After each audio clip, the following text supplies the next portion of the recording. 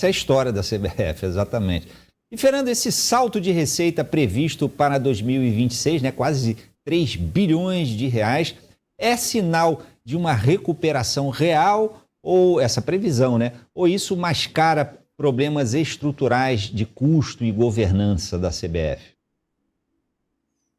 Não, a CBF, ela, do ponto de vista de finanças, ela vai bem demais. Aliás, ela vai bem demais considerando o futebol brasileiro, né? Ela é certamente a entidade com a maior saúde financeira que existe no país, uma situação melhor até do que clubes como o Flamengo e Palmeiras, que tem uma situação muito positiva, mas é uma entidade que tem 2 bilhões de reais em caixa. É uma enormidade, 2 bilhões de reais em caixa, com tanta coisa que a gente precisa fazer no futebol brasileiro, né? Principalmente nas divisões inferiores, né? Que os clubes são mais desassistidos e existem crises financeiras aí por onde você olha, né?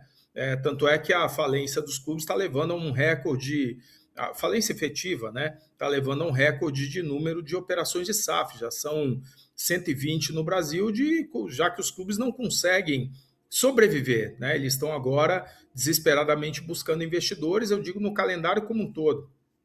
Nas 4 séries que você tem, a quantidade de clubes que está no mercado ou que já virou SAF é uma enormidade. Isso tudo é reflexo da situação financeira desses clubes. Então, quando você vê uma entidade como a CBF, que sim, ela teve um balanço, reverteu um lucro de 110 milhões de reais em 24 para um prejuízo de 180 milhões. Só que quando você vai analisar o prejuízo, ali tem muita questão contábil. São projeções, são ajustes de provisões, questões contábeis que você efetivamente faz no balanço que não necessariamente geram perda de caixa, e sim ajustes, né?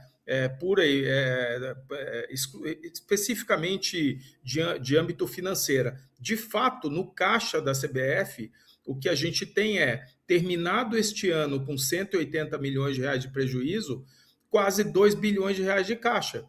E com essa previsão dessa receita impressionante de quase 3 bilhões de reais para esse ano, fruto principalmente da questão da CBF, e que volta sempre para aquele ponto, né, Tardan? Quer dizer, que é até onde vai a posição da CBF, porque com 3 bilhões de receita, né, obviamente essa receita ela é derivada principalmente da seleção brasileira, mas com 3 bilhões de receita, com 2 bilhões de reais de caixa, eu acho que é preciso que a gente avance mais na estruturação do futebol brasileiro como um todo e no apoio a clubes e no fomento a uma atividade que a CBF atue como uma entidade reguladora, uma entidade que promova o futebol aqui e lá fora, por exemplo, que ajude a atrair investidores para o mercado, que atue como uma entidade reguladora desse segmento, que é uma função que ela atua mais ou menos de maneira tímida, ela coloca lá um dinheiro para financiar as séries D, as séries C,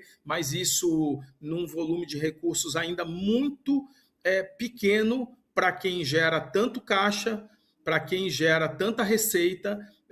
Eu acho que a gente, apesar de que temos que reconhecer sim, houveram avanços importantes nesse calendário, mas a gente pode acelerar isso, né? A força da marca continua muito grande, mas a gente precisa implantar um ciclo virtuoso no futebol brasileiro como um todo. Não adianta só Flamengo e Palmeiras nessa situação super positiva e tanto o clube brasileiro, a despeito do caixa e da receita da CBF, ter tanto clube brasileiro numa situação muito complicada.